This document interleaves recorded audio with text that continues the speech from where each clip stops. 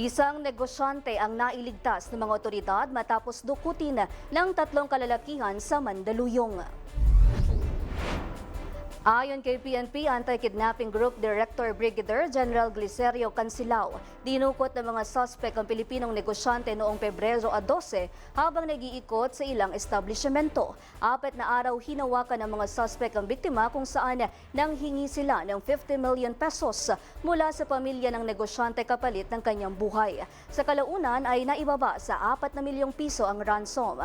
Matapos ang serya ng pakikipag-usap, sinalakay na ng mga otoridad ang kinaroroonan ng mga kidnapper sa White Plains sa Quezon City at dito na nailigtas ang biktima. Ayon sa pulisya, bagamat naaresto na ang 3 kumidnap sa biktima, patuloy pa rin nilang pinaghahanap ang isa pang suspect na hinihinalang leader ng grupo.